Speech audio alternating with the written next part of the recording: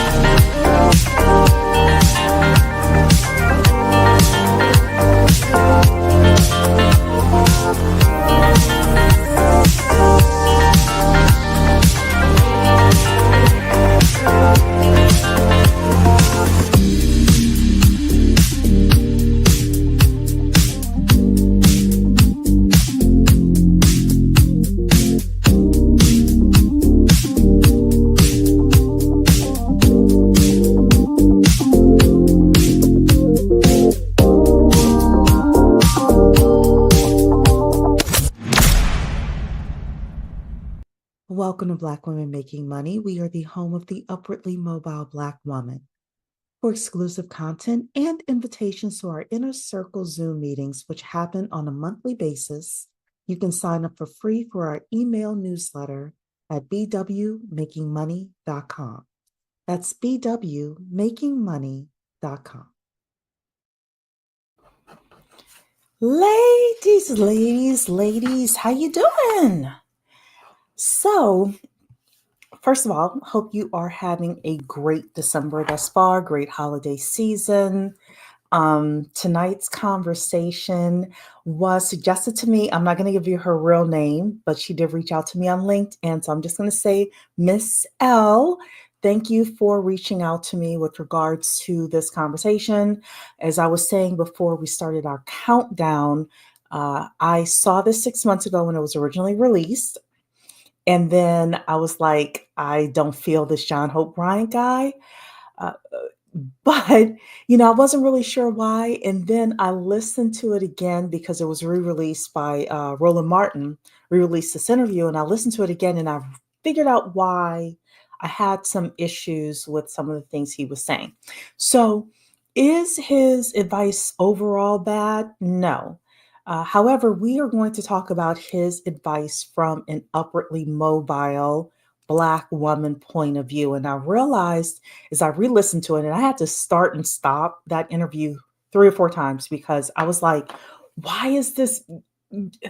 What is wrong with this? Like, what is he talking about? Right. And we're going to talk about that today. And I realized that his perspective, the things that he's suggesting with regards to becoming a millionaire in 5 years will work.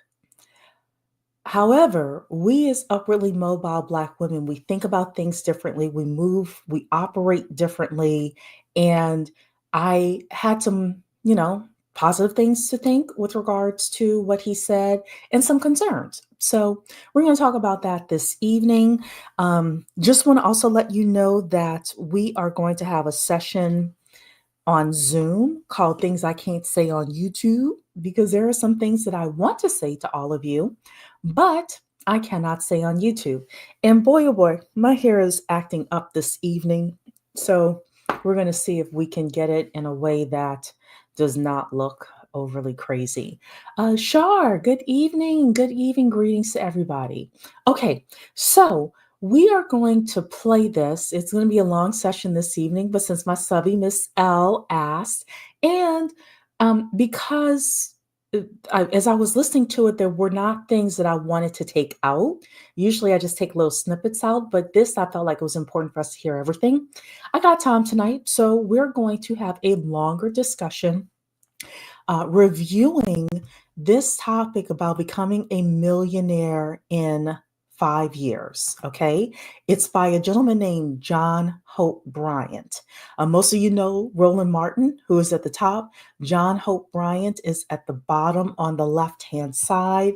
I just am going to play the audio for you because I'm not trying to get copy strike by Roland Martin. However, I will tell you a little bit about John Hope Bryant because I didn't go through Roland's uh, introduction of him. So overall, John Hope Bryant is a gentleman who runs something called Operation Hope. He is very plugged into the Obamas, very plugged into the Democrat Party. Doesn't mean that it's bad or good. I'm just kind of giving you a lay of the land. He is an entrepreneur. He is a author of several books. He is a CNBC contributor. He has been, heralded by Time Magazine, CNBC. Let's see here. I already told you that he's plugged in politically. And he's saying here he has the 1 Million Black Businesses Initiative, which was conceived by him, John Hope Bryant, Shopify, and CEO Toby Lutke. It launched in 2020, and ever since it has started, it's helped nearly 400,000 Black businesses start, serve, and scale. So he wants to help 1 million Black businesses. He is very much into turning us from civil rights to silver rights, SILVER, which I am a fan of. I am a fan that we need to move from civil rights to silver rights. We need to focus more on our money. And he is the guy that wants to lead the way with regards to that. And he's saying here that he is married and he lives in Atlanta. So those of you who live in Atlanta and you want to hang out with John Hope Bryant, you're able to do so. So here's what we're going to do this evening. We are going to start and stop. We're going to play this. We're going to ask ourselves, does this make sense? And does this make sense for upwardly mobile Black women? And then would you follow his advice? So we're going to talk about it again from our point of view, our perspective. And yeah. All righty then, ladies. And I will say one final thing is scrolling on the bottom. I am not a financial advisor. This is not financial advice. I'm just some chick on YouTube talking. I am a licensed mortgage loan originator. So when he starts talking about real estate, that's where I am licensed. So I can talk about that. But some of the other things that he's talking about, he actually talks a lot about real estate in this. So that's partially the other reason why Miss L, who suggested this video to me, thought that it would be good for me to review as well. So, all right, so let's get started, ladies. Hello, Lanique, how you doing? And yeah, so we're talking about stuff I can't say on YouTube on December 16th. So you all want to sign up, bwmakingmoney.com. Thank you so much, Shar, for posting that. Okay, alrighty then. So here we go. Um, here we go. We're going to start this. There you go. And that part. Got to do that part. Silver rights. Because you got to fund it. Silver rights. And that's the thing that we talk about this a lot, John, and that I'm always trying to explain to people. We can't talk about how do we advance African Americans? How do we get out of poverty? How do we do all of these things? Then you have people who talk about, well, you know, I hate capitalism and I don't like how it's done. And I have people hit me, man, why are you begging these white folks for advertising money? And I'm going, let's see. Disney takes advertising money. Comcast takes it. Fox takes it. It's not white folks, it's green folks. It's almost $400 billion spent every year in advertising. While Black-owned media can't be in a position of poverty when it comes to saying, oh, no, don't take any of that. Well, that's what the whole industry is based on. So Saturday. I'm going to stop right here. In full disclosure, I have spoken to Roland Martin before. I've interviewed him before. Okay. He mentioned, why you always begging white people for money? And then he starts talking about the other companies that get money from these other advertisers. Here's the thing. I don't think most Black people's issue is with Roland Martin getting money. I think most Black people's issue was with Roland Martin begging for money. He glossed over the term begging. That was one of the first things that I heard in this interview. He glossed over the term begging. And I think that a lot of people are always wondering why Roland Martin is always begging people for money, begging these corporations for money. The other thing is, most of us know a couple of weeks ago, it was disclosed, and not by the Kamala Harris campaign, that Roland Martin got $350,000, and he did a softball interview with Kamala Harris. So if you're getting money from these corporations and you're not disclosing it, and then all of a sudden, let's say McDonald's has some sort of an outbreak, or some other corporation has some sort of an outbreak, and you don't talk about it, and you did not tell people, or people don't know that you got this money from these corporations, and these corporations going to start paying certain media figures off in order to not report things on them, that's where the red flags come up. So look, we're going to talk more about it, but you all can let me know what you think about that. And I just saw Lanique says she passed the real estate exam last week. Shout out. Yes, girl. Congratulations. I am so proud of you. Purple Rain is in here saying, oh, I wasn't aware of the Roland Martin stuff. Yes, check it out. So it came out in, actually, I don't think it came out in the paperwork. I think it came out because somebody blew the whistle. Remember Kamala Harris? She spent over $1 billion and yet she was 20 million in the hole. And people are like, you campaigned for 107 days. You raised $1 billion. You're 20 million in the hole. What happened to all the money? And it started, my hair is looking really crazy tonight. Sorry, everybody. It started coming out that she had given Al Sharpton $500,000. And Al Sharpton did not tell MSNBC that he got that money. And then she gave Roland Martin, her campaign gave Roland Martin $350,000. She gave Beyonce $10 million.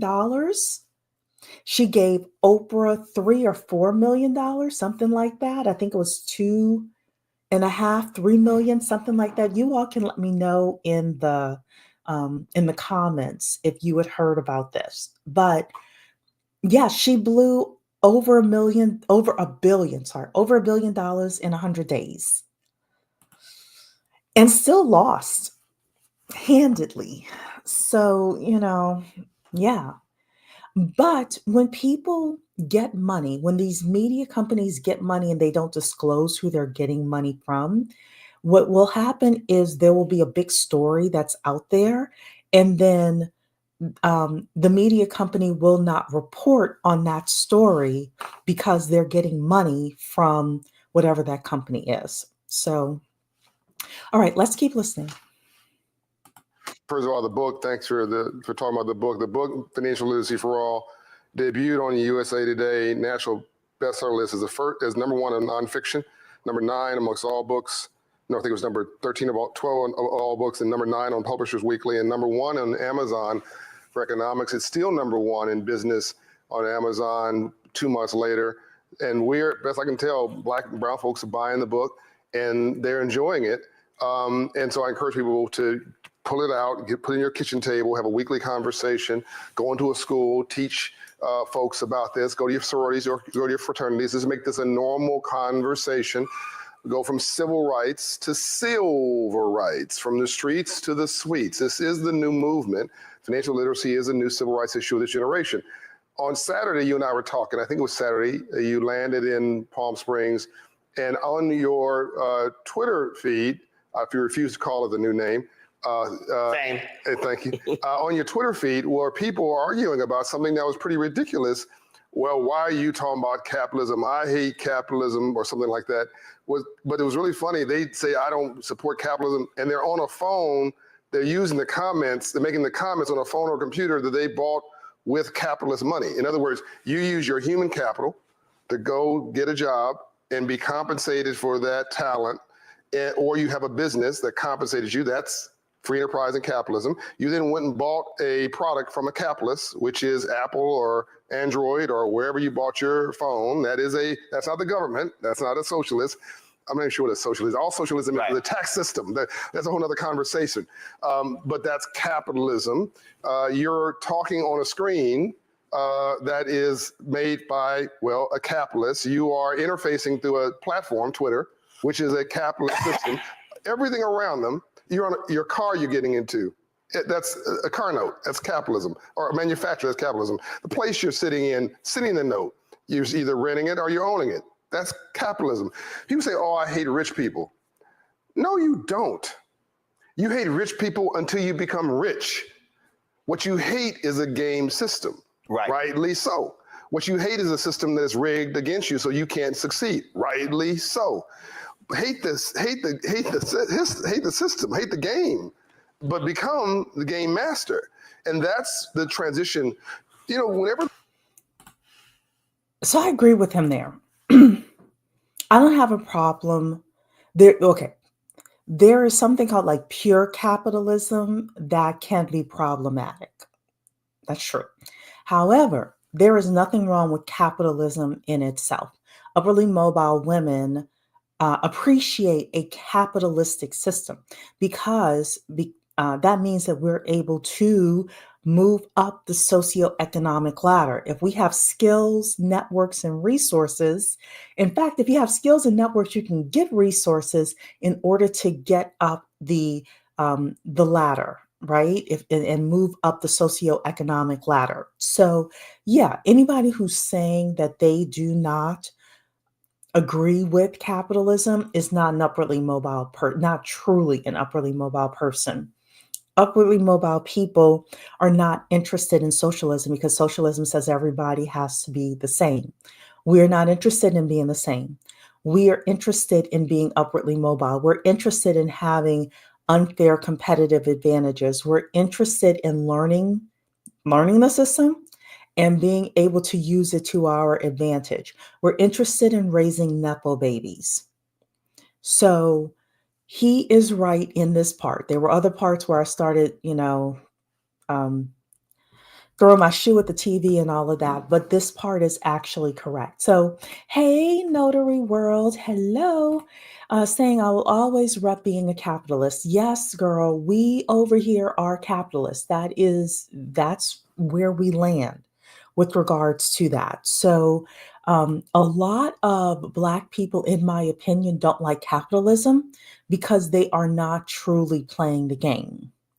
People who say that they don't want to be rich, which, if you grew up anywhere in hip hop, that no nobody said that, right? Everybody wants to be rich so they could do whatever they want to do. Make it rain, all of that. But yeah, people who are saying that they don't believe there should be billionaires, they're saying that they don't believe there should be, companies that are above a certain profitability. That doesn't make sense. Your innovation comes from capitalism. The problem is when you have oligarchs, you have these super influential people in the government and in business industry that stifle small companies, that stifle innovation. When he says that we don't like a rigged system, that's what that means. That's what that means. But no, we love capitalism over here. Her brain said, yeah, I heard the FTC is cracking down on undisclosed ads from TikTok influencers. The FTC, under this current woman, Lena Khan, has done a lot. That is the reason why they want to get rid of Lena Khan. So enjoy it for now. But the woman that's there now, Lena Khan, was really good. The person who, is going to replace her is most likely going to not be as on top of it. So, what I would say to you with regards to advertising, promotions, things like that, is we've got to be street smart. I've talked for a while about the fact that we need to be street smart as well as book smart. Our kids need to be book smart and street smart. Our cousins, our nieces, our nephews, we've got to start thinking 3 steps ahead. We've got to start asking ourselves as we're seeing stuff on social media, is this right? Does this make sense or not? And I don't think enough people do that. All I can suggest is that you start doing that. I do that. When we listen to something and we hear, them fawning all over something, I honestly, on social media and on advertising and even on mainstream media these days, I assume that there's something nefarious.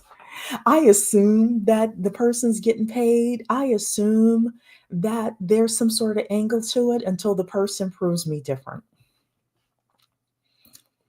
Because a lot of people, and I say on social media these days, especially on social media, TikTok, Facebook, YouTube, they are only on this box here if they're getting a check. And they're going to say and do anything in order to get a check. And it's up to us to be smart and think about these things. And yes, you're right, Lanique. Wealth is freedom. It is. But there's money wealth, and then there's time wealth. There's money freedom, and then there's time freedom. And the truth is, we want both.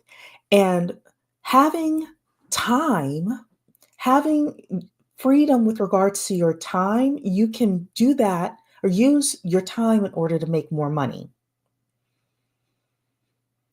So you don't necessarily need to have a gazillion dollars. Let's say you. I'm just going to say me. I don't need to have a gazillion dollars. Let me tell you something. Because I'm not going to say if, I'm going to say when Cherie pays off all of her debt, including her house, and she has a nice, stable salary, and I remain healthy, shoot, you can't tell me nothing. I don't need to be a gazillionaire. Hey, Centria. All right, let's keep listening to what they're saying here. The rules are published and the playing field is level. We kill it. The thing that did Reverend Jackson has said that for years. Really? This is why that's literally, I was watching a video from 2010. He said, why have we excelled in sports? Because of what you just said. The bottom line is rules are published. Rules are published. Playing field is level. Level. You get 5, I get 5, you get X amount of timeouts. The basketball goal is 10 feet high, same distance from the free throw line. No matter what court you go, it's 94 feet long. Now it's like, all right, let's play. Let's play. By the way, the arts, same thing. Yep. Either you like my performance or you didn't. Right. Either you can sing or you can't. Either right. Either you like my lyrics and you want to buy them or come to my concert or not. That's wrong. Either you could sing or you can't. How many young people these days can't sing and yet they were boosted up? Can't rap and yet they were boosted up? How many young Black women can sing and yet they can't get an award? Their albums don't do anything. So he's incorrect there. In the 1960s, 70s, 80s, even 90s, yes. But today, nope. Unique is saying that's exactly what I'm speaking of. Time and money freedom. I want to make money no matter where I am located. I agree with that. Hey, Victoria, good to see you. All right, let's keep listening. Church. That's where we are able to articulate for the first time. That became a place of power, right? And that we proliferated in faith to this day, from slavery to this day. Politics.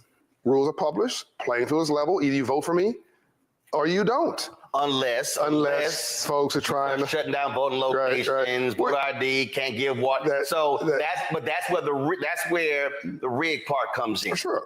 You know, but more Black mayors than we've ever seen. More, I mean, U.S. senators. My point is, I don't care how many Black mayors there are. I understand right now. So this was originally published 6 months ago. So I don't care how many Black mayors there are. I've already said that to all of you ladies. I know that this is the most number of Black Congressional Black Caucus members there will ever be. Doesn't matter. We have Black mayors, we have Black city council people, and they are effing up. I know Victoria feels the same way, so I can put her in there. Upwardly mobile Black women overall, we have moved and progressed from needing to see Black people in these spaces. I need people who are going to put the policies in place for me to win. Now, we say, hey, they're saying here, the game is rigged, the game is rigged. I have told you that the rules from the 70s, 80s, and 90s of all you got to do is be skilled and be the best, and you're going to make it, that is gone.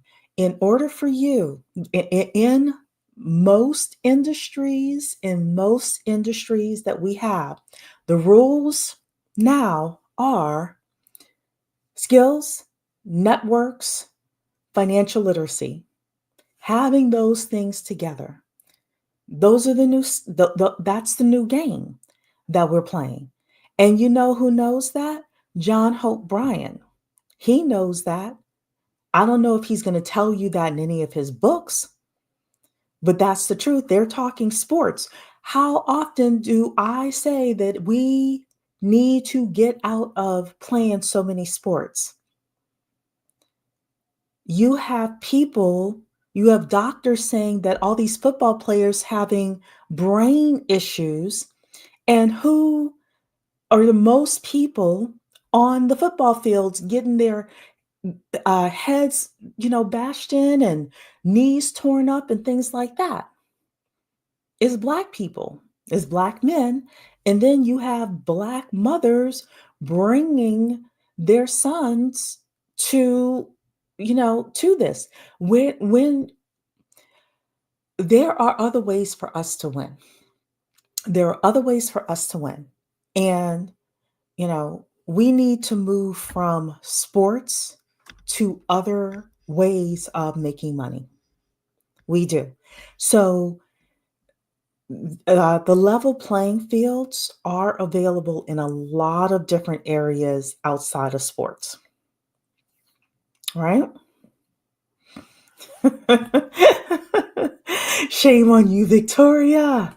Hello, Alonzo. Hello, Jessica. Hello, 1 minute for you. Dark and Lovely is in the building. Just dropped in and already smelling the BS he's spitting out of his mouth. Yeah, girl. Look, we hadn't even gotten to the part yet where I was like so upset. Like I literally had to start and stop this interview 3 or 4 times because I was like, I cannot believe the crap that I'm hearing. All right, let's keep listening. I'm going to speed this up a little bit as well because we got a long way to go. So, The rules of population, the playing field is level, we kill it. All we have to do now is master free enterprise, capitalism, economics, and ownership. Also, Black people and brown people are the only group of people, and poor whites, who didn't use free enterprise and capitalism to set themselves free. Out of literally hundreds of ethnic groups in America, what are the 3 groups held back? Poor whites, more poor whites than poor anybody else. And by the way, if it was only about race, there wouldn't be poor whites, it'd just be rich whites. But there's more poor whites than anybody else because some got the memo and some did not. Going back to 1600s, Native American Indians, #1 alcoholism rate in the country, unfortunately, because of depression, and they were locked out of this prosperity, and their land literally taken from them, which had oil on it and all that kind of stuff. Mm-hmm. And African Americans, not African Nigerians, not African Ghanaians, not African Caribbeans, not African, Africans, African Americans. The numbers are different because experience is different. But when you give us a business plan, and we can understand the rules of engagement, oh my God, we over-index. Golf. We've discovered F1 racing. We discovered soccer. We do tennis. Wherever we enter a platform and somebody gives us the memo, that was my fourth book, the memo, we kill it. So now this is a platform, an entry place, a business plan for us to begin to kill it successfully around free enterprise and capitalism. And it is inevitable. It is a natural progression. Dr. King's last book, Where Do We Go From Here? His speech, as you know, Jobs and Freedom. I mean, he was talking about money all the time. Well, and Theobald's book, The Guaranteed Income, that's what he gave out to all his lieutenants, which is where he was a believer in that. And the thing that I was just telling someone when I was in Palm Desert, that you go back to with money that you earned, honestly, from a network you own, which you control, all your golf fees, all your plane tickets, all your rental cars, all of it financed by a network that you control and own in your self-determination. I'm just making it plain. Speeches and all that. Yeah, but I'm just making it plain for people. So the thing that was, I remind people about the April 3rd, 68 speech, the Mason Temple, where he specifically talked about companies that we were going to boycott. He specifically said we have to redistribute the pain. Because what he said, when he said in that sermon, see, everybody keep talking about the mountaintop part. Well, that's the last 2 minutes. Everybody know the other 41 minutes of the speech. In the speech, he was very specific when he said that if you do not do business with us, we are not going to do business with you. But later in the speech,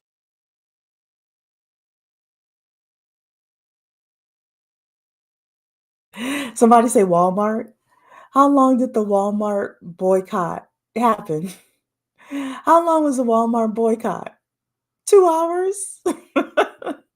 I thought we weren't gonna do business. No, but the truth is Dr. King was unalive because he was starting to say, we coming to get our check. Yes, I absolutely believe that and agree with that. So you are right, Alonzo. We need people who own the companies that supply those companies. That is true. Tam is in the building. Ownership and training always makes more money. That is true. That is true. But I was upset with this. We haven't gotten to the point yet where I was upset. He's going to say some stuff that I'm like, the things that he suggested, I believe does not pertain to upwardly mobile Black women. So got to start somewhere. That's true. So you have to start, I believe, you start with yourself, you start with your own immediate family, and you start with your skills, networks, financial literacy, and building your resources with your own families. Yeah. So Walmart hires a lot of Black people. Well, hiring a lot of Black people to do what, and what is going to happen with Walmart now that, and look, I don't think that DEI was like some major positive effect with regards to Black employment, but I was just laughing and saying, I thought that we're supposed to be boycotting Walmart. Our grandparents, in the 40s, 50s, and 60s had this fortitude that we just don't have today. So they can, Roland Martin and John Hope Bryant can talk all this stuff, but times have changed. We don't have it today. We don't have it. So let's continue here. He talked about the power of the collective. He said, individually, Black people are poor. He said, but collectively represent one of the largest economies in the world. He said, so we need to be moving collectively. And that to me, I think is part of something that people don't want to confront.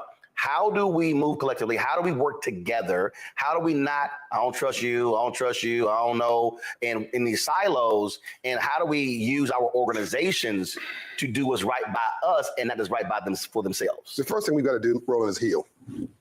In order to deal, you got to heal. I mean, there's three ways to live: suicide, and you can die alive. You can be the most dangerous person in the world, a person with no hope. We pass people all the time, the eyes just glazed, living in a surviving mindset.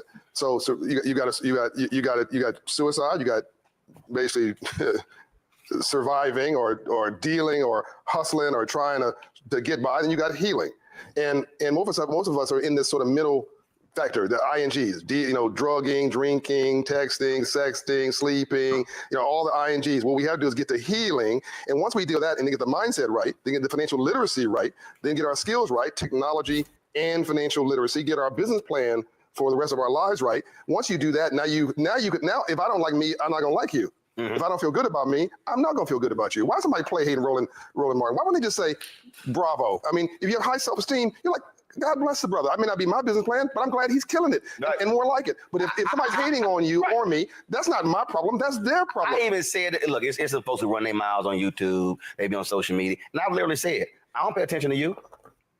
Because you have high self-esteem. But I also say, y'all, do you. I don't care. I'm sorry. I've heard too many people say to the contrary with regards to that. So, Roland Martin is saying that. But one thing that John Hope Bryant said, now, I don't know if this is going to be across the entire Black race. You all know me, Cape is off with regards to entire Black race. But he did say that in order for, he was saying collectively, but I'm going to say individually for you and for your household, in order for you to actually break free financially, there is a certain amount of healing that needs to be done. And I actually agree with that. If you spend all of your time just thinking how to survive, you're only thinking about the next 2 days, the next 2 weeks. Can I get to the next pay period? When I get to the next pay period, all of my money is gone before I've made it, things like that. You cannot. It is very difficult for you to become a millionaire, for you to really strategize, for you to build if you are just surviving.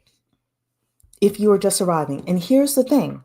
A lot of Black neighborhoods, when we start talking about doing business together, even the people with the fine suits, even the people with, the Chanel and all of that on, they are surviving. They are not healed. They are not people who has 50 grand put on the side so that we could all come together and buy a property and make a move. The supermajority of Black people don't have that. And the supermajority of Black people don't have the will to have that. All you can do is find the few people who do have the will.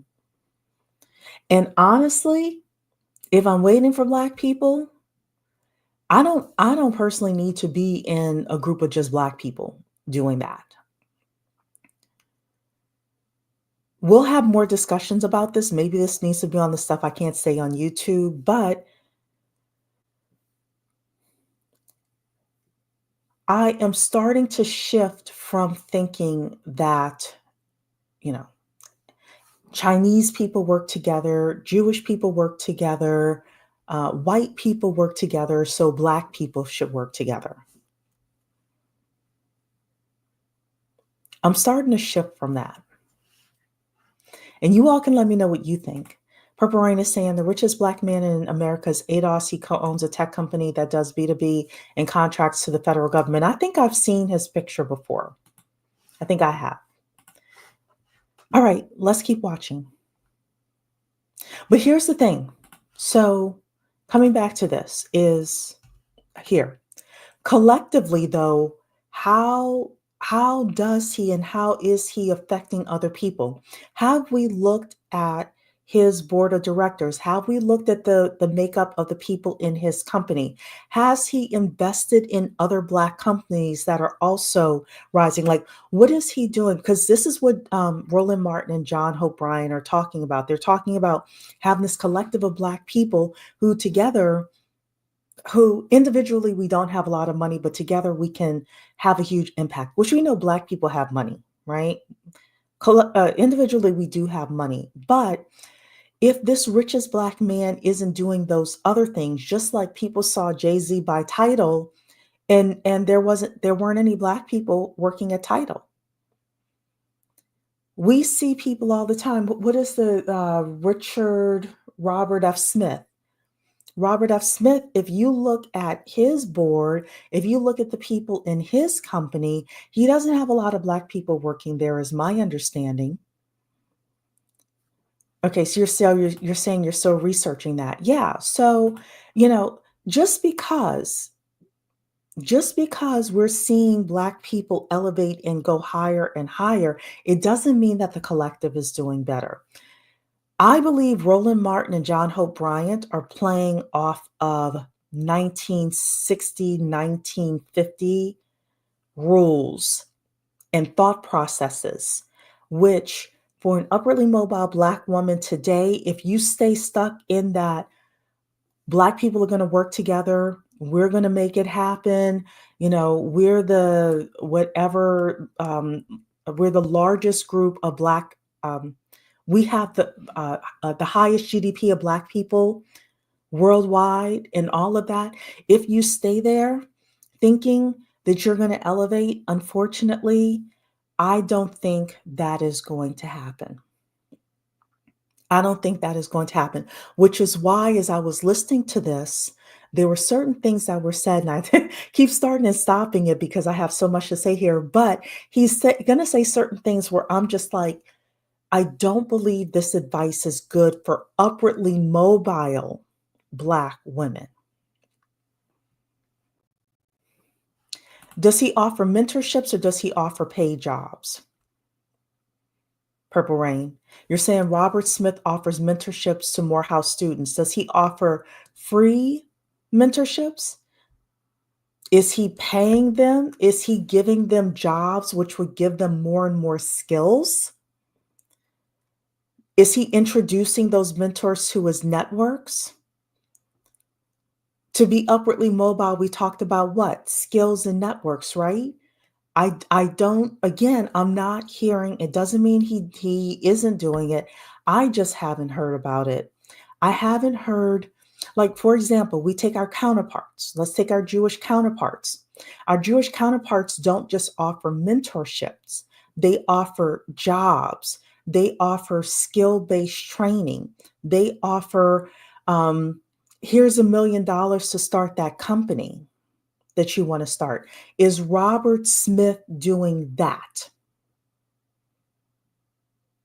Is Robert Smith doing that? Tyler Perry does hire Black people. So that is one person who not only hires Black people, he, according to Taraji P. Henson, he pays them with their worth, which I guess he's paying the actors with their worth, which is why the hair and makeup or the hair department can't get what they need. But we need to look in totality at these people and say, but what are they doing to economically progress the next group of people? And I'm glad you're saying you see what I'm saying now. Because for years it was said to us, oh, Robert Smith mentors people. Tyler Perry hires people, things like that. And then Oprah Winfrey with The Color Purple got Fantasia and Taraji in there, and lo and behold, we find out on the back end that they're not being fairly compensated. When they go on the red carpets and things like that, their hair and makeup, they have to pay for that out of pocket. And we're just talking entertainment here, but we can talk about that in tech, in healthcare, in other industries, etc. So, hey, J. Antoinette, good to see you. Do you also believe that employee-owned enterprises are a good option for our people as well? Yeah, they can be. It depends on the company. Depends on the company. Yeah. So, all right. I'm going to continue playing this. I see your questions out here, but we're just going to continue playing this because this is already going to be a long live stream. Let's keep going. Go do you, say whatever you want to do whatever you want to do, because I don't talk about y'all. But you're always talking about me. I like what you're doing much better than what other people are not doing. Again, are you an expert at what you're against, surviving mindset? Are you an expert in what you're for, thriving in a winning mindset? That was my fourth book, I think, Up From Nothing. So all this is part of a narrative. And what we have to realize, Malcolm X, we've been bamboozled. We've been tricked. We've been fooled. They really succeeded in destroying our self-esteem. Yes. Our self-esteem. And so the part of the working together thing is we got crap in the barrel disease really badly. But again, if I don't like me, I'm not going to like you. Tom Burrell talked about that in his book Brainwash when he said that there's been no group in America that has been under continual assault, mental assault, with messages, emotional assault through media over such a long period of time. African Americans. You always use the phrase "we need a reboot." I always use the phrase that we need to be reprogrammed. Yeah. And when we talk about even financial literacy, there has to be a starting point. Like it's sort of like when you do tons of panels, summits, whatever. When I moderate them now, I'm not about to sit here and have an hour conversation on the problem. About the problem. I can't, because it's like we can run all this stuff down, and I just want to cuss somebody out. I'm like, we got a problem, boom, boom, boom. Now we better focus on total solution. That's right. So there's somebody who's watching who's like, all right, that stuff sounds great, but look, I can't pay my bills. I'm broke. I can't save no money. I'm gonna make you a millionaire. I can't do it of that. I'm gonna make you a millionaire. This program within 5 years, I'll make everybody. All right, everybody. This is the part we came for. Let's put our ears up, ladies. And I want you to think about this from his perspective, what he's saying. And I also want you to listen to his advice from an upwardly mobile Black woman's point of view, ladies. And tell me what you think. Let's listen to this. Watching a millionaire, just do what I say. Hold on, before you go there, tell them what your mama did. Oh, yeah. Whew. First of all, she told me, she almost brought tears in my eyes because my mom passed last year, been promoted. He wrote a new mom, Juanita Smith. Mom told me she loved me every day of my life. That's not what you meant, but that's important to say. When your kids grew up, say, I'm frustrated with you. I'm going to discipline you, you future lawyer. I'm going to jack you up. I'm going to give you a whipping, you future entrepreneur. In other words, you got to discipline them and structure them, but you also got to let them, throw them into their aspirational future, because self-esteem, again, is that sensitive thing. So my mother told me she loved me every day of my life, no matter what I was making a mistake. I made a mistake. I wasn't a mistake. Number two, mom worked, and I know this is what you meant, she worked an hourly job at McDonnell Douglas Aircraft. She made $15 to $17 an hour, Juanita Smith. She made $15 to $17 an hour. That was probably in the 60s. Maybe the 70s, maybe the 80s, based on his age. That wasn't 2024. So we got to keep our ears open as people are saying these things. She made $15 an hour. Let's say she made $15 an hour in 1980. I'm going to get my inflation calculator out. Inflation calculator. I'm going to put this up here. Here, this is an inflation calculator, right? And we want to see January of, let's say, 1980. She made $15 an hour. All right. Has the same buying power as $60.86 today. Oh, y'all can't see this. Let me show this to you. This is the CPI calculator, ladies. He said she made $15 an hour. I pretend that she made $15 an hour in 1980. That means she made $60.86 an hour today. Again, we need to keep our ears open because people will say stuff and if we're not thinking, but wait a second, that was back in the day, how does that pertain to today? Then we would think, oh, she made $15 an hour today, she was super poor. No, if she was making $15 an hour in 1980, which is $60 an hour today, that means that she was a skilled laborer. I mean, she was a skilled laborer. So,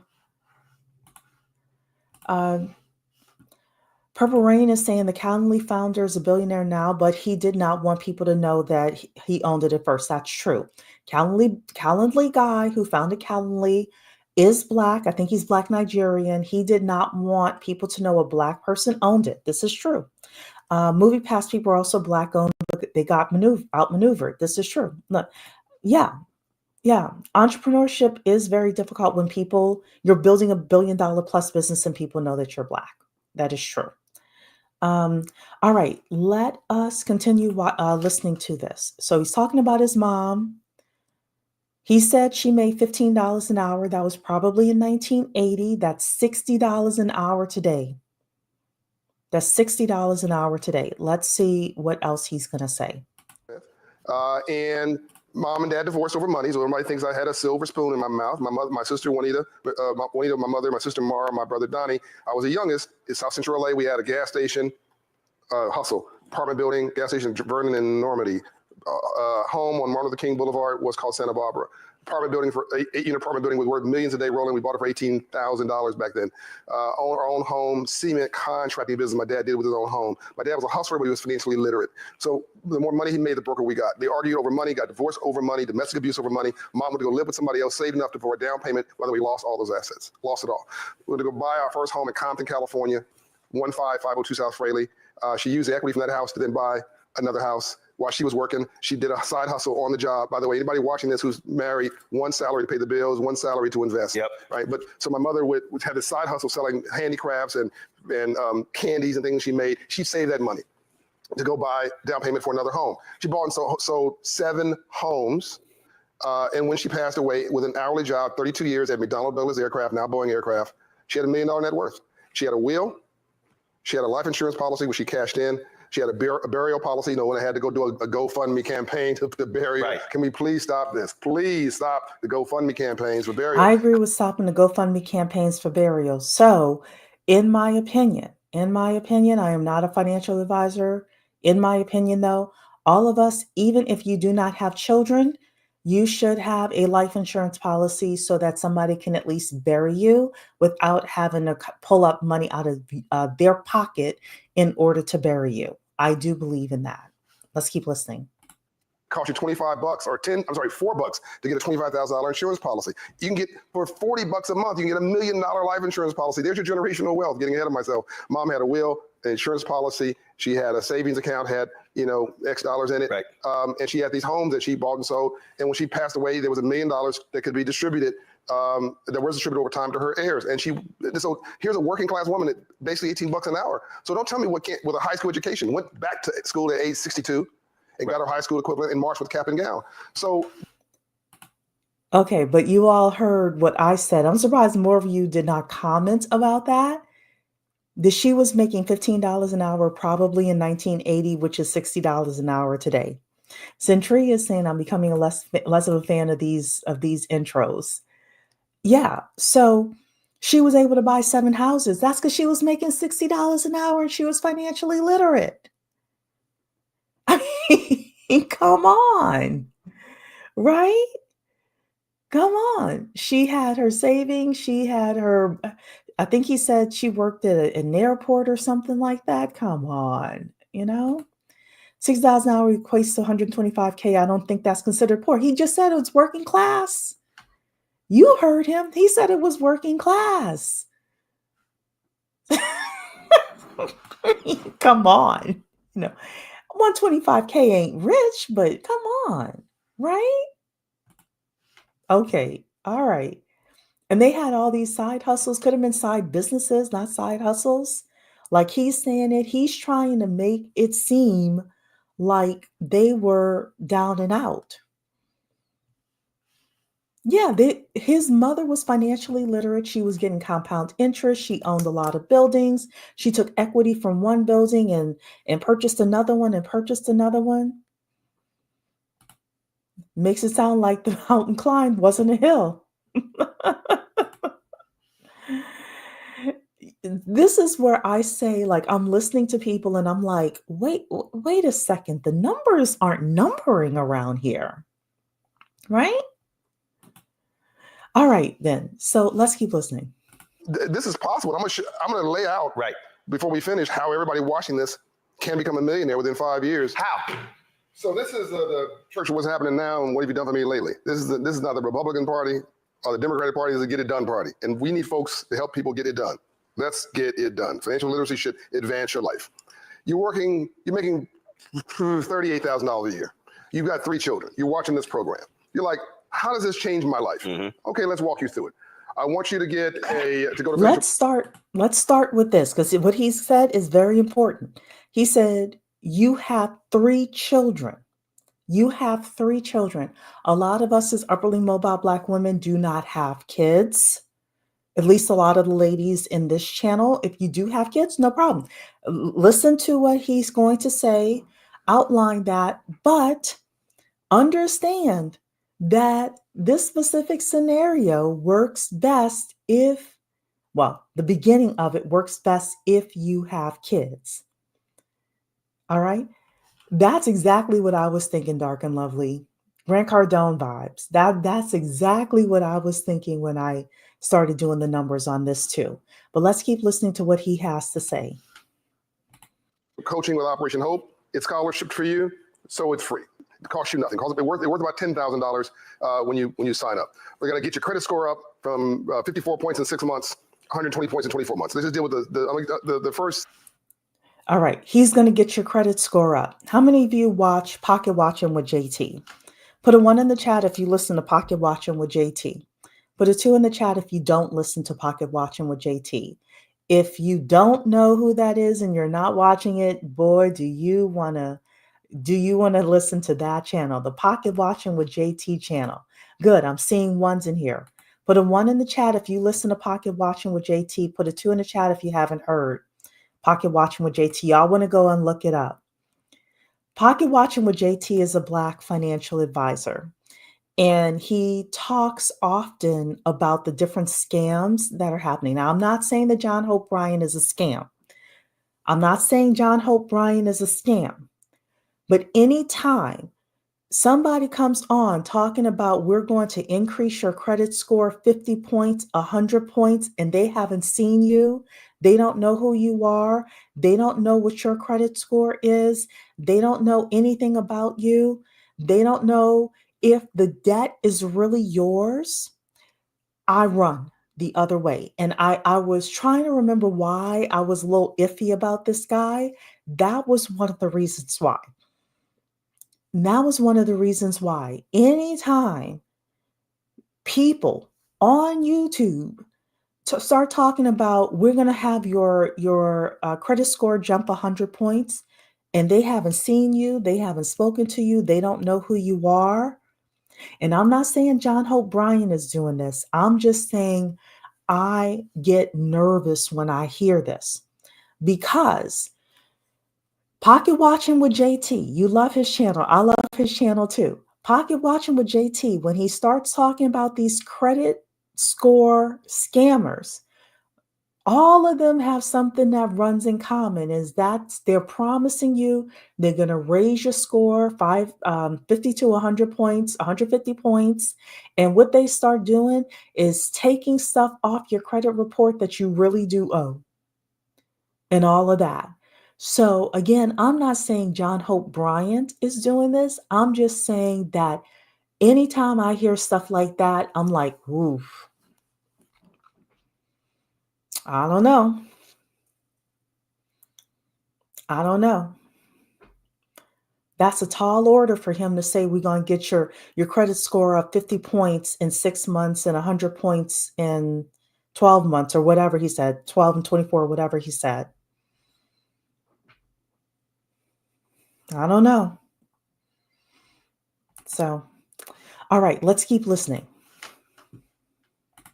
6 months or a year. And you're getting the credit score up because when you get that car or you try to get that house and you have a low credit score, that interest rate is higher and you're spending more money versus somebody who has a 650, 700 or higher credit score. Oh, yes, but even I'm using the Roland Martin Blunt category. If you live in a 580 credit score neighborhood, which is a lot of our neighborhoods, and you go get that Mercedes from the buy here, pay here lot, they charge you 18% interest because your credit score is 580. It's not a Mercedes, it's Mercedes payments. And that car is going to implode. They're going to take it back and sell it to some other person who had a 580 credit score. So I'm going to get your credit score up 54 points into the sixes. Your interest rate is going to come down, right? We're going to also reimagine your budget because you shouldn't be going to Starbucks 3 times a week and you shouldn't be smoking cigarettes. The cigarettes also had 38,000 miles and 3 kids. I'm sorry, I'm going to go and say you should be buying a Mercedes. I'm going to say it. As you should, but a lot of people do it. When your assets are on your, it's a problem. But a lot of us, as you know, do it. So we're going to stop the bad habits. And by the way, if you have a 580 credit score, it's an error in your credit report. So the first thing we do is we challenge the credit bureau. That's not true. That's not true. I am a mortgage loan officer. I'm not a licensed financial advisor, but I am a licensed mortgage loan officer. I deal with a ton of people who have 500, 525, 550 credit scores, and everything that's on that credit score absolutely belongs to them. The first time I heard this interview, and I think I also heard him on I don't know why I listen to the Breakfast Club, but sometimes they'll have people on there that I'm like, let me just listen to some of this. And I heard him on the Breakfast Club. I'm like, I didn't know why this guy, he just didn't do it for me. He just sat here and told you if you have a 580 credit score, there's probably an error on your credit. He's lying. Could there be an error on your credit? Yes. But if you haven't been paying your bills, then you will have a 580 credit score. Centria, we haven't even gotten to that point yet, my dear. Your child is good credit, making more than 38K. How is he going to help you? I'm here to tell you he's not. He's not. When we start talking about pocket watching with JT, and I'm not saying John Hope Bryant is doing affinity fraud. I am not saying that. Not saying that at all. I am saying my antennas are up, though. And I am saying to upwardly mobile Black women, Miss L came to me through LinkedIn and said, hey, Cherie, will you talk about that with us? And I had to start and stop this thing literally 3 or 4 times because I was listening to it and I got aggravated and fed up. And it was stuff like this, and and I was like, what is he talking about? Some of this stuff just isn't applicable to upwardly mobile Black women. But that 580 thing, if you have a 580 credit score, there's something wrong on your credit report. That's not true. That's not true. If you live in a 580 credit neighborhood, you probably don't have a Starbucks. You're absolutely right, Centria. You're absolutely right. Nor a Target. You're absolutely right. Absolutely right. Yeah, it certainly is the same BS, but let's keep listening. Bureaus. And the law states if they cannot confirm it's yours within 30 days, they must remove it. And on that point, that's where you want to shout out Congresswoman Maxine Waters, who was really aggressive in helping getting those laws changed to the mandatory free credit report. A lot of those different things. She put officers in each one of the federal agencies also that deal with these issues, make sure there was an ombudsman in these offices that advocated for this. People don't know all the good stuff that she did and does. So credit score is one. Get your credit score up. And typically we can get you into the mid 600s. That's going to change your life. All right. I'm going to speak as a mortgage loan officer. I am not a financial advisor, but you all let me know what you think.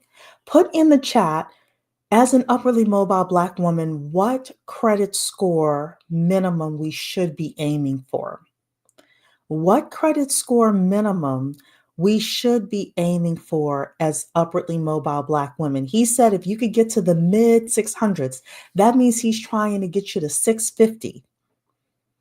What credit score is upwardly mobile Black women should we be aiming for? 720. Let's see what else. Let's see what else you all put in here. 800. Let's see what else you put in here. 750. I'll wait for a couple more people. Oops. I'll wait for a couple more people to respond. What credit score? We are upwardly mobile Black women. What credit score should we be aiming for? I'm going to tell you right now, 650 ain't it. 650 ain't it. I will tell you 720 was what I was thinking. 720 from a mortgage loan officer point of view really does. It's when people consider you having good credit, above average credit. All of us should be aiming for 720 credit. The supermajority of us, if you just pay your bills on time and you don't use all of your credit authorization on your credit card, then, you'll have a 720 credit score. So yes, so that's 650. No, that's not for upwardly mobile Black women. Let's keep listening. Get your budget down, get your debt down $3,800. Now you're making $38,000 here. That's 10%. We're gonna get your savings up $2,000. That's how the magic hasn't happened yet. Right. This is just through coaching and counseling. Then we're gonna say, have you ever heard of the earned income tax credit? And you're gonna say, what's that? And we're going to say, well, congratulations. If you haven't heard of EITC, and about $20 billion a year goes back to the federal government every year because our folks don't have tax pros, tax planners, or tax expertise, so we don't even know what this stuff is. But in translation, you make $38,000, you have 3 children. You work. This is not a handout program. The government owes you a check for working. It's a bonus for working. It's like a bonus on Wall Street. This is one on Main Street. You make $38,000 a year, 3 children. Government owes you about $6,000, probably more like $6,500. You go, whoa. That's a tax refund? Yes, it's cash. We're going to get a bank account for you. If you don't have one, we're going to open one. We're going to wire that money in your account. By the way, if you never heard this before, you've never filed. If you never filed, it's retroactive for 3 years. So now you make $38,000 a year. We've now just because of if you haven't filed in 3 years at $6,500 a year, almost $20,000. Boom. Right. So now we're giving you $2,000 of savings because of our coaching and counseling. We've reduced your. If you are, so I will tell you right now that they're going to use that $20,000 as a seed capital for the purchase of real estate. If you do not have 3 children, then, or kids, this is not going to work for you. So Miss L, who came to me in LinkedIn, I didn't ask you if you have kids. I don't have kids. That seed capital isn't coming from the earned income tax credit. Now, is the earned income tax credit real? Yes, it is real. If you did your taxes through TurboTax or something like that, I would be surprised if TurboTax didn't ask you if you have kids. And if you do, it didn't check the box for you to actually get that money. I would be shocked. If you earn $38,000, you have 3 kids, and you go to H&R Block over the past 3 years, I would be very surprised if H&R Block did not ask you if you have kids. And it would have checked, you would have said yes, it would have checked that box off, and it would have automatically said earned income tax credit. Make sure that they get it. Yeah, 6K isn't that much. Yeah, it's not that much. For 3 kids, yes. So, they never want to get verified professionals on these platforms. Well, look, like I said, I'm not personally attacking John Hope Bryan because I don't know him like that. But there are things from an upwardly mobile point of view that I don't think pertain to us. So, but if that's what you got, still do what you can. Yeah, I mean, look, if you're able to get that money, then absolutely, absolutely. Yeah, they always ask if you have kids and other dependents on those tax forms. If you're doing TurboTax, if you're doing H&R Block, places like that, Liberty Tax, yeah, their whole job is to get you the maximum um, return possible. But let's say that the person did not, let's say that the person did not get their earned income tax credit. What do? Let's keep listening. Your debt for $3,800. We got your credit score up to the mid 600s. Now you're paying less in interest rates.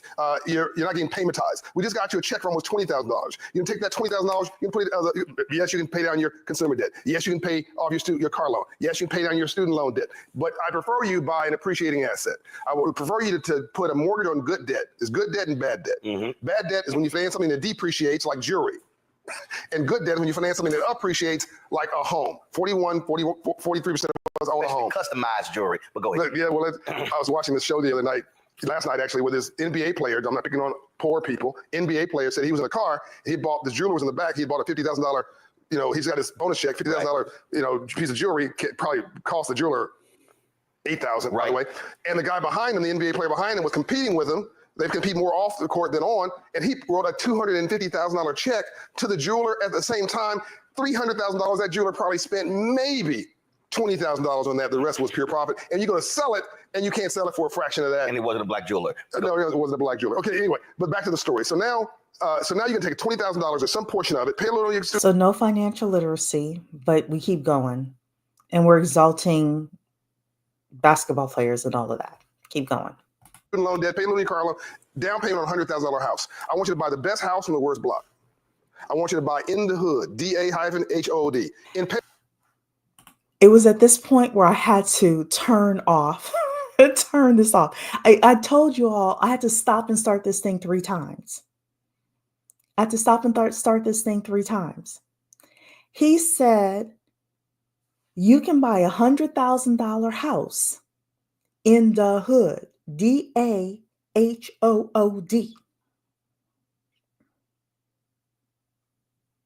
You can buy $100,000 house in the hood, DAHOOD. He spelled it like that. Now, ladies, let's talk about that. Because I was like, what? Buy the best house in the worst neighborhood. Would you, with 3 kids,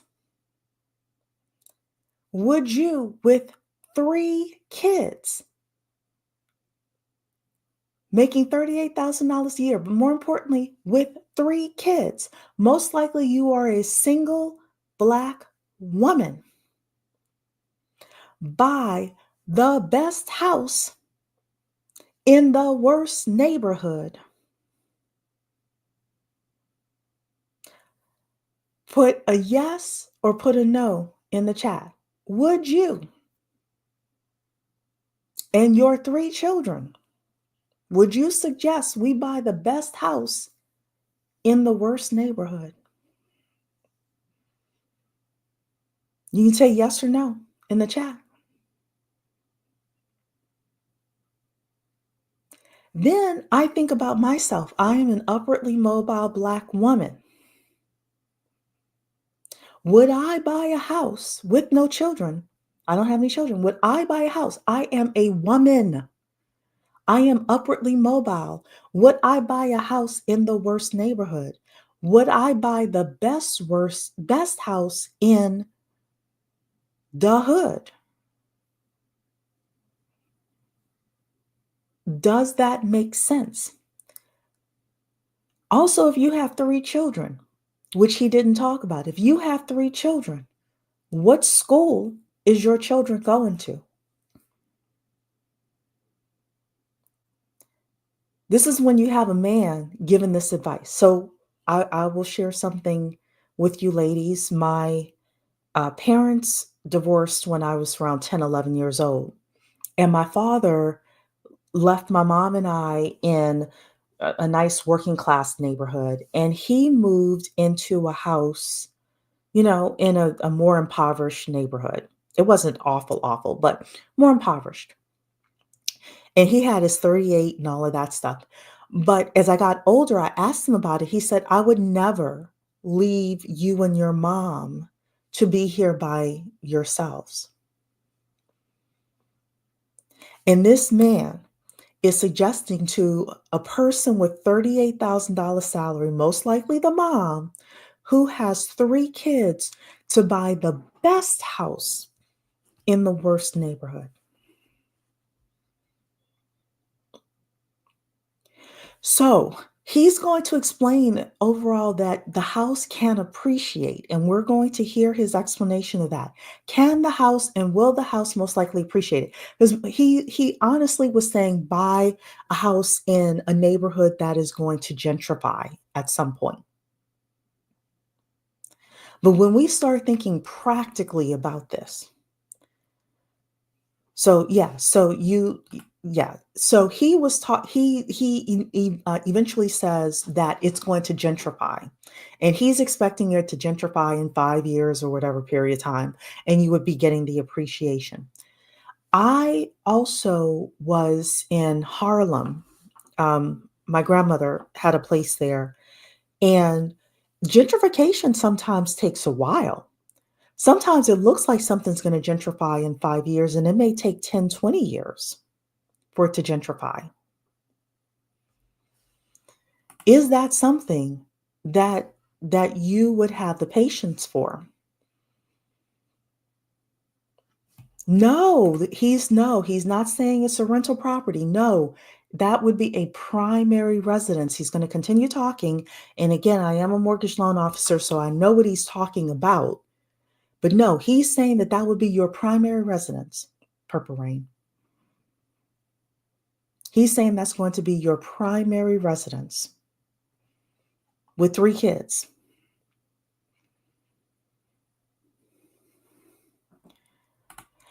It's not about getting the cheapest house in Tria. So your question is, should get the cheapest house so as there's more margin to grow. My question is, if you are an upwardly mobile Black woman, so let's take a step back and let's think about this. If you have no kids, so we talked about if you have kids. If you have no kids, one of the issues is you only have a certain amount of brain power, right? And what concerned me about this advice was you have a certain amount of brain power.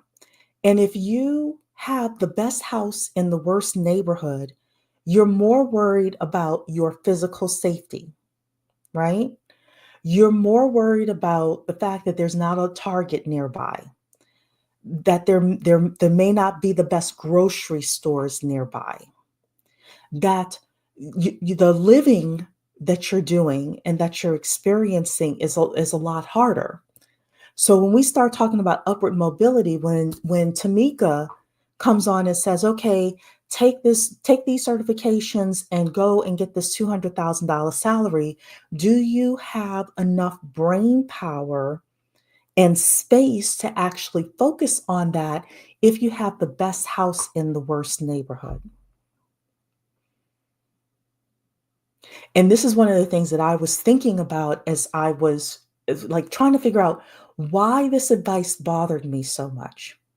There are some people, don't get it wrong, there are some, especially some men, single men, that this advice will work really, really well for.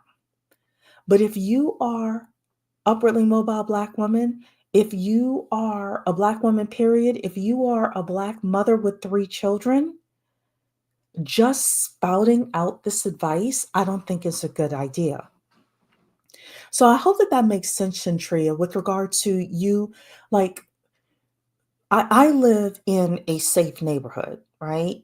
And because I live in a safe neighborhood, because I have really good neighbors, because I don't have any stress with regards to being able to I've got plenty of grocery stores around me. Target is 15 minutes up the street. I've got plenty of good, decent banks. I can, get money. My credit is decent and all of that. All of that, right? Because all of that is in place, I could spend the last 2 years growing and building and getting skilled up so that in 2025, my boss has basically given me a really big promotion and a really big opportunity that's going to start on December 30th. I'll tell you more about it when it's official and, all of that stuff. But if I were so concerned about my physical areas, like Maslow's hierarchy of needs, if I were so concerned about all of that, I wouldn't have had the headspace for the past 2 years to focus on making sure I'm really great in this area of my career so that I could fly, so that I could be given those additional opportunities. And I hope that that makes sense. I hope that that makes sense because, like I said, this advice really bothered me. When I heard it 6 months ago, it really bothered me. And then re listening to it, I was like, why does this bother me so much? And it hit me as I was listening to this that, oh, yes, because this is not speaking to us as upwardly mobile Black women. And you're saying it makes perfect sense. Good. I hope I'm making sense to everybody. I hope I am. So, all right, let's keep listening here. Paris and inner cities called France. Now, hold up. So you want you're saying first of all you're saying buy in the hood because one, It's centrally located real estate. centrally located. Two, land is cheap. Yes. Okay. And they were stupid enough to put us there, but now they want it back. Right. Anacostia, 20 years ago, 30 years ago, 40 years ago, 50 years ago in the Industrial Revolution, pollution, where's the worst place you can sit? On a hill next to the water. Why? Because the pollution pollutes the air and pollutes the water. But now in a clean economy, where's the best land? Next to the ocean, on a hill. What did Anacostia do? Got completely revitalized now as the headquarters for the National Guard and all that kind of stuff. FEMA's over there, and people are buying land. That's where Frederick Douglass, by the way, owned property. Okay, so let's hear what he said here. And Purple Rain is saying, oh yes, if you're worried about basic needs, it's hard to focus on elevating your overall life. This is what I was trying to say. Exactly. So he talked about Anacostia, of which I am familiar with Anacostia, right? But he said what? 20 years ago, 30 years ago, 40 years ago. And now we see the upswing with the gentrification. Could you wait? The whole thing is be a millionaire in 5 years. That's what he titled this thing. Yet, what he's telling you is more of a 20 to 30-year play potentially. That's all I'm getting you to kind of think about.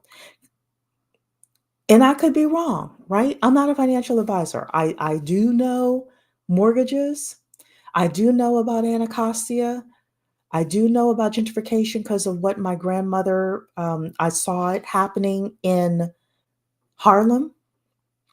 I have seen these things, but you have to think about like where that area is now. And he's telling you to buy the best house on the worst block in the hood, right? And how long is really going to take for it to build up to that? And do you have the brain power? Do you have the basic needs around you in order for you to ride that wave? Does that make more sense? Or does it make more sense for you to live in a slightly better area? And Millionaire comes from you building a really strong side business that turns into your main business, not side hustles, but side business that turns into your main business. And you take that money, like Erica Williams says, and you start investing it. You start investing it in duplexes, in triplexes, in the stock market, in cash value insurance policies, things like that. From an upwardly mobile point of view, there are other ways for you to make $1 million in 5 years. Also, there are people who talk about being a landlord in certain areas. I am here to tell you, I work with a lot of investors. Being a landlord ain't for everybody. And being a landlord in certain areas is not for everybody. It's not. So you better know what you're doing. And can you, as an upwardly mobile Black woman, handle being a landlord for the best property on the worst block in the hood? That's what I'm trying to relay to you. Doesn't mean that you can't. I just want to make sure you know what you're doing and you think about what you're doing. Let's keep listening.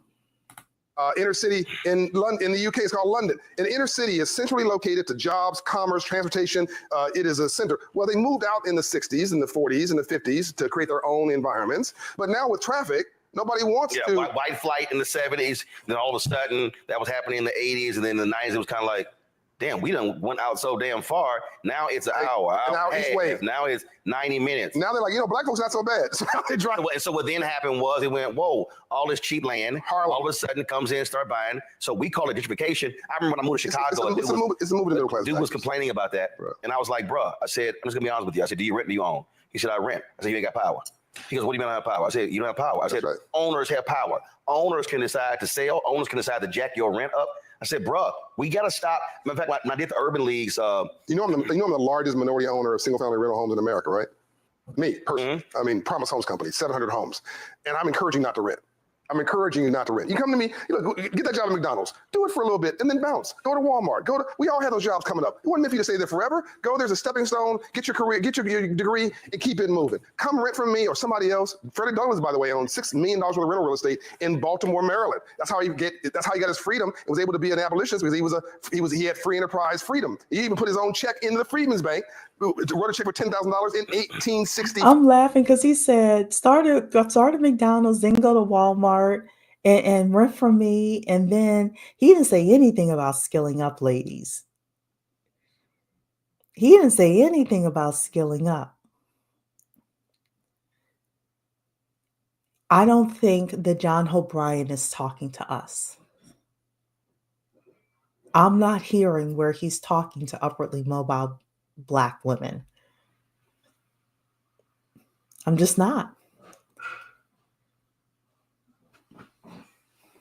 Let's keep going. 5, do that calculation because he could. So rent from me for a few years and then go either through me or someplace else and go rent to own and build your wealth. Because the number one way you build wealth in America is home ownership. But 41 to 44% of us own a home. 75% of our white counterparts own a home. This is the easiest pathway to home ownership. I want to get back to your story, then I'll come back to how you. And I do agree that home ownership is the pathway to wealth. I absolutely agree with that. I will say something else that a lot of people don't tell you. Again, I'm saying this as a mortgage loan officer.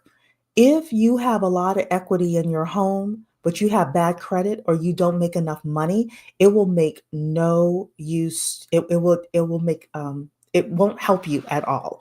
I know people, because again, this is my job, this is my profession, that will put in a loan application.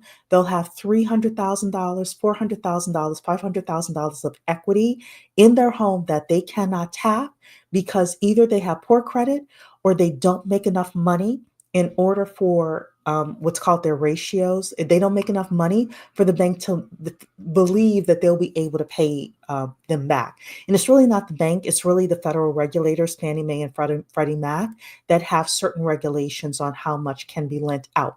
So when you have someone like John Hope Bryant telling somebody who makes $38,000 to buy a house, it sounds good overall, like from a basic level, until you talk to somebody like me or another loan officer, and that person may get $1 million in equity in that house and can't tap it because they make $38,000 and their credit score is a 650. Now, the 650 credit score is not horrible.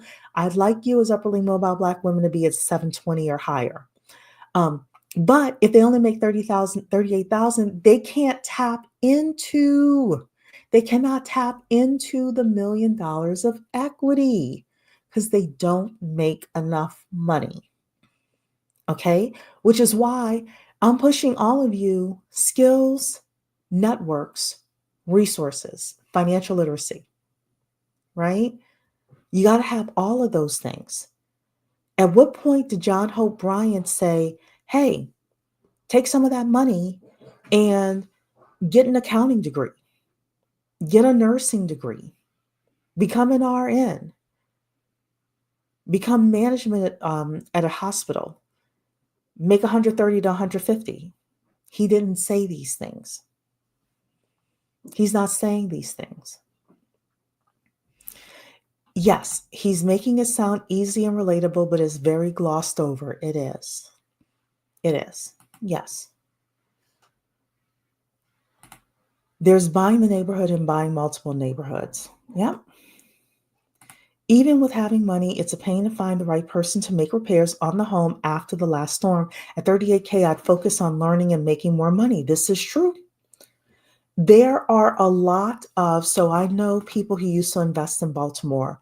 There were a lot of contractors who would not do repairs in Baltimore. They wouldn't do them. They would say, we do not work in certain neighborhoods. You've got to know these things as well. So let's keep listening to what he's saying. You finished on $1 million. What were you about to say about?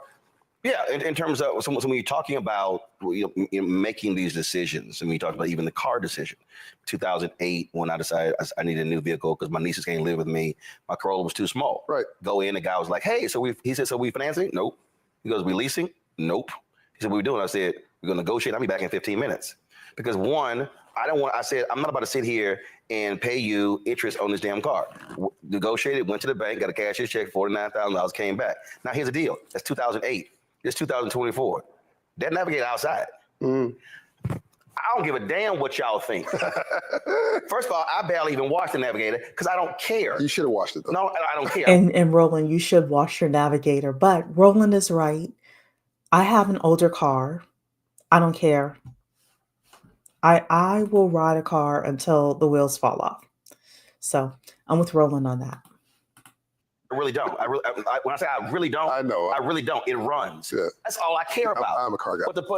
So part of this is also when you're talking about the building blocks. You also have to change a mindset where you're not so concerned about what somebody else think or impressing them. No, it's a bunch of people who make decisions with purchases that they make who literally are broke and who are underwater. Our assets are on our ass. Just say it. Look, we're renting with money we don't have in places that don't want us to impress people we don't know about shit that don't matter and have conversations that don't involve us. Aspirational people talk about their ideas. Poor people talk about other people. What's happening in our barbershops? What's happening in our hair salons? We're talking about rappers and celebrities, and we're on social media all day talking about somebody else's idea or somebody else's beef versus owning some beef. Nobody washes a rental car. Nobody washes a rental car. You drive it, you bring it back to the owner, which is a car dealership or the car rental company, and they wash it. You got to own some stake to be a stakeholder. Right. So that's why we're talking about becoming an owner. I want you to go in the hood. I want you to go into a working class, black or brown, doesn't have to be black or brown, but what could be white, rural, doesn't matter. But a working class neighborhood where it's near jobs, near industry, near transportation. I want it so you can access home ownership. I want you to buy, I'm making this up, $100,000 house. Now, if it's Montgomery, Alabama, this works. If it's Birmingham, this works. It used to be Atlanta, by the way. Well, first of all, in our situation, because we have such few housing stock, I mean, I actually went and pulled the neighborhood that I grew up in. I grew up in a 1,230 square foot house. That home was, I think the mark was 175. And even in that neighborhood, I saw homes at 250, 275, 300, 350. You may have to move. So what's happening is folk are like, yeah, but I mean, I don't know about that particular area. Yeah, but you still don't own anything. Yeah, exactly. You got a doorman at a place you don't own. I mean, it's like a drug dealer saying, this is my block. No. Somebody with a $38,000 salary doesn't have a doorman, right?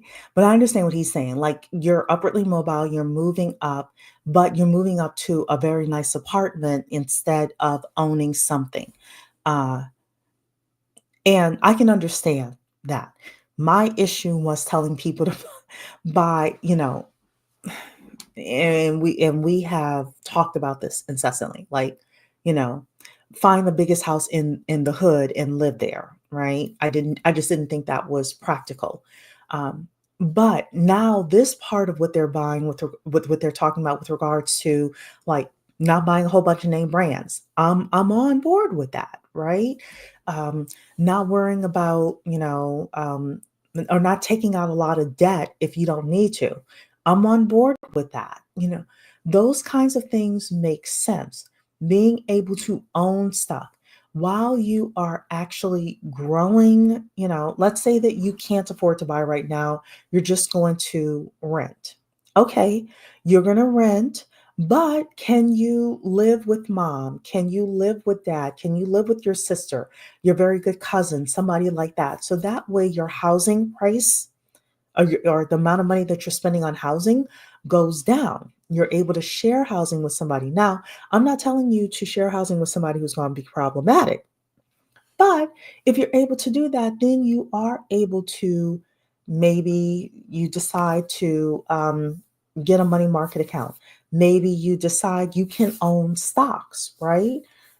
There are other things that you could own, or you could just say, hey, I'm saving money right now in order to purchase my own home. Those things, perfectly fine. But, some of this other stuff that he said. So overall, and I'm not going to play any more of this because now I've been on long enough and I'm tired of hearing them. But overall, what he said was basically what you do is he said you buy the best house in the worst neighborhood. It appreciates. You take the equity out and you buy your next house, right? And then that appreciates and you take the money out and you buy your next house. And by the time you buy three houses, they all appreciate. You could be a millionaire in 5 years. He never, ever, I don't believe, in this mentioned increase your skills, get a better job. Um, he did mention about investing in cash value life insurance. And again, I'm not a financial advisor, so I'm not going to talk about that. But he never mentioned about any other investments, stock market, anything like that. So um, I would take what he is saying with a grain of salt. I would take what he is saying with a grain of salt. Okay. The other thing that he did not mention when it comes to renting properties, a lot of banks will not loan you money for a rental unless you have something called reserves. Reserves are like, hey, you need 12 months worth of mortgage payments for us to loan you this money for this property, and you got to put 20% down. A lot of banks and a lot of lenders do require you to have a certain amount of money in reserves. My boss, um, I think he made this story public. My boss had a situation where so my boss owns a lot of property, and he had a situation just a few months ago where they had just renovated this house. They made it gorgeous. They let a person live there. It was a midterm rental. So the person lived there for about 3 or 4 months. The person trashed the entire house. And my boss had to put another $40,000 into re-renovating that house to get it up and running so that they could re-rent it out to somebody else. If you make $38,000, as in John Hope Ryan's suggestion, if you make $38,000 and you have 3 kids and you have a rental and the rental gets trashed to the tune of $40,000, where are you going to get that money from? So, in my opinion, as a mortgage loan officer and as somebody who hopefully is one of the people ushering in upward mobility for Black women, I am saying that I don't believe this plan is good for the supermajority of us. If you've got 3 kids and you don't have any way of getting your kids a good education in that house that you're purchasing, in that neighborhood that you're purchasing, what he's saying doesn't make sense. It is in my opinion, in Cherie's opinion, it is better for you to strive to be a millionaire in 20 years and live in a safe neighborhood and, work on your skills, work on your networks, put money away into your 401k, put money away into a stock portfolio, buy some life insurance, work on building up your savings so that you can purchase a home or use your 401k money for the down payment in order to purchase a home. Join the NACA program, NACA, it's naca.org. That gives you grant money in order to purchase your first home. It is better for you to do that than to do this Millionaire in 5 Years program that John Hope Bryant has for you. That's my 2 cents. That's my 2 cents. Somebody asked me if it was stressful being a loan officer. Hello, Mila. It can be stressful. It can be very stressful being a loan officer, especially on the days where I have a closing or a day or two before I have a closing. That's when it's the most stressful. But, it's also very good money. It's also a great opportunity. And I help people as well. And I really do like it. So I would encourage any Black woman who wants to do well, and you're looking for a career, you want to do something part-time, you want to do something full-time, to consider being a mortgage loan officer. We also have Notary World coming in a couple of weeks, I think on the 19th. She is coming to talk about being a notary and making 6 figures a year being a notary. You could be a notary part-time or full-time. There's a lot of things that you're able to do in order to be successful. A lot of things. I'm a fan of even, seeing what Erica Williams is talking about with regards to digital literacy, digital, and call it digital freedom course that she has, and figure out how you can make an extra 100 grand a year part-time selling stuff online, and then using that money in order to invest. Could you put $100,000 away over a 10-year period? That's your $1 million right there, plus any kind of compound interest that you would have. So, hope that answered your question.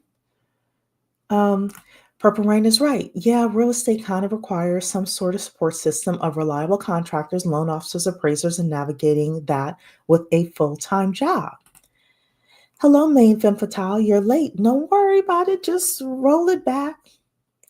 Roll it back. We said a lot. I'm sure us here in the chat don't care about cars. He's not telling much besides what circles on the internet. This is true. This is why I don't think he's talking to us. Yeah, even Chip and Joanna Gaines said that they did not start making moves until they were on HGTV. A lot of people don't. A lot of people don't. This assumes you can keep repairs on the house and that you don't have high insurance, home, health, car, and other expenses. This is the truth. Don't have a hiccup in life. So, not to mention property taxes as well. Yes, absolutely. And with gentrification comes higher real estate taxes. This is a very good point. So, if you're making $38,000 a year now, you buy a house, it becomes $1 million home, and you have not kept up with your skills enough to be able to pay those increased property taxes, then what? Yeah, you could sell the house and move someplace else, but is that what you really want to do? That leaves you without options, and I don't like not having options. I don't like that at all.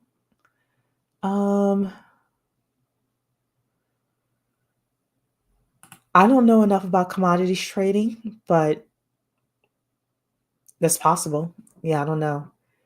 Bad renters can ruin a good housing investment. That is true. That is true. And I'm not telling you not to be a landlord. I'm just telling you to know what you're doing. Nor have access to better hospitals, roads, electric, etc. So much that comes with a better neighborhood. This is true. This is true. I'm hoping to get into notary part-time while learning bookkeeping. Bookkeeping is profitable, My mother's a bookkeeper, profitable. The notary world will be here, so she can definitely tell you how to get into it part time. Um, I know at my local community college last October, they had a class where people were able to take the 1 day class and then get their notary stamp. So check your community college, Centria. And let's see here. Mila saying, yes, thanks. I'm looking to change careers. I'm a city bus driver currently. Need a change. Well, girl, you can definitely do it. You can definitely do it. The big thing with being a mortgage loan officer, there are two parts to being successful. The first part is to know like the guidelines and things like that. So you want to get connected with a mortgage company that has really, really great training with regards to the guidelines. The second part that a lot of people don't teach you is how to get clients. So you also want to, when you're interviewing companies to join, you want to ask them like how you can get clients and what kind of training do they have. There are some mortgage loan officers that work for like call centers. So there are people who start off there. And then there are other people who work for like independent mortgage brokerage companies. And then me, I work for a real estate company. Um, so yeah, there are different ways, but those are the two things you want to know. You want to know, like, you want people who are going to train you on the guidelines and be very good with training you on that. And you need people to train you on how to get business. So, or have some sort of way that business comes to you. Yes. So anyway, I was going to play all of that, but I'm exhausted from listening to John Hope Bryant and Roland Martin. But that was enough of that. So uh, I hope you all have a great evening, and I will see you on the next video. Don't forget to hit the like button on your way out. All right, ladies, I will talk with you soon. Take care. Night.